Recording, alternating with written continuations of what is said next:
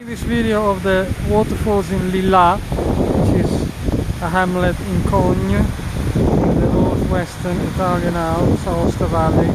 Incidentally, this is the exact locations where they've been filming Freeze the Fear with Wim Hof. Last year was broadcast on the BBC.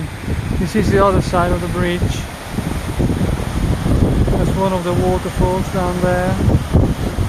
And in terms of the series, this is the location where they stick a plank out of this bridge.